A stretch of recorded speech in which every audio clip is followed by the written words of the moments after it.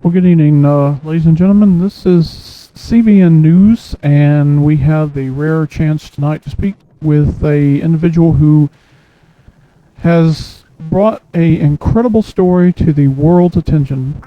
Regards Alvin the Chipmunk, who is known for her singing with Simon and Theodore and Dave Seville.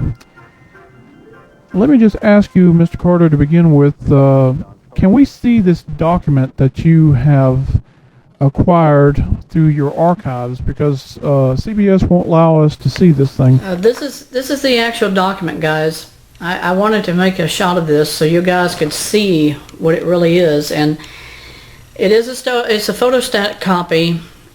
We cannot get the original. The guys at the archives and CBS have said that they only were going to release it once, and that was it. And after that, they said it'll be buried again. Nobody will ever find it. It is actually dated by the administrator of the Director General of the Department of Justice. And you can see on this that it is still classified top secret. So this has never been really ever just disclosed to the American public. Whoever got this thing, at least somebody at CBS was smart enough back in the 60s or in the 80s actually to photograph it or to do something to keep some evidence of it still in existence so that we could see this document now, because otherwise we never would have found out anything. If you could explain to us, did CBS ever give a reason for wanting to do this? I mean, did they? No, I don't know exactly I'm doing this of my own free will, but then they kind of indirectly want people to know about it too, so they're not willing to say anything else except it's there somewhere, find it. If you want to do the story, great, otherwise just forget about it, and that's it. And most of all the equipment I'm using is actually my own, so I don't have a studio, I don't have sound man, director, or anybody else behind me trying to videotape this, you know? It just seems odd to us that they would do that. What was your opinion about why did CBS decide now of all times to do this?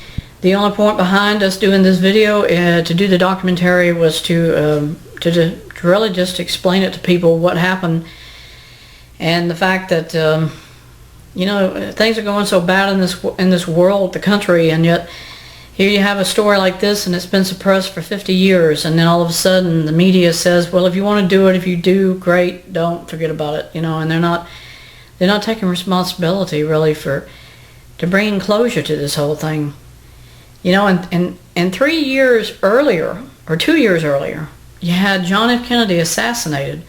And then since that time, you've had all these people mentioning conspiracies of the government being involved in the shooting, that they hired Oswald and 2 or 3 other people, and Crossfire and Dealey Plaza and everything else. And this is kind of eerily similar to that type of scenario.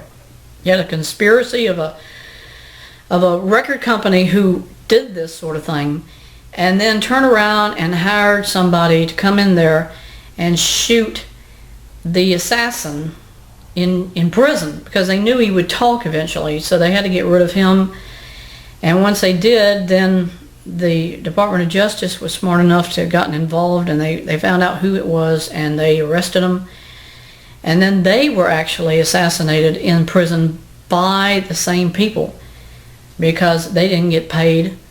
So you've got this triangle of injustice between those who started it, those who planned it, those who carried it out, and then finally the demise of everybody because of greed of money.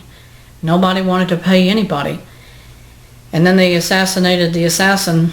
You know, we don't know who Alvin the imposter really was. We never will know.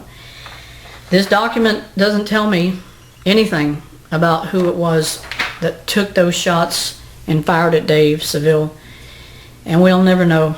We got just another question to ask. Did the Department of Justice confirm this memorandum? I know y'all have done research for 2 years of this subject, but... Yeah, we've contacted the Department of Justice, They've given us the same kind of an answer that most of all government agencies do. You have to contact so-and-so or whoever, and you just get a runaround all the way. So everything you find out or even ask about, they all end up just telling you they don't know anything about it. Kind of like 1947, the Roswell crash, the same exact thing. Nobody gives a flip what happened. They don't want to know what happened. And nothing exists in the National Archives either. This document here, it only actually is in one archive of any news media, and that's CBS itself.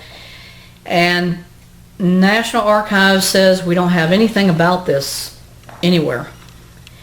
And I know it's valid because I've done research of this photograph copy regarding the director, and this signature looks exactly like his. So I can't tell you guys that this is a fake, but if it is a fake, I don't know how they did it, because everything about it, and in our researching this, some people have been willing to say off camera, yeah, it happened. Other people, official sources, the San Quentin facility people who were there that particular time in history, they've all denied it. They said it didn't happen. We don't know what you're talking about.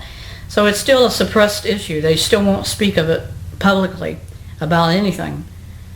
So we may never know the true facts, because either it's been destroyed, except for the rarity that somebody in the early 80s smuggled this document out, gave it to CBS News, who in turn microfiched it, and then by the time, I guess, it either disappeared, somebody stole it, whatever, but it's still there.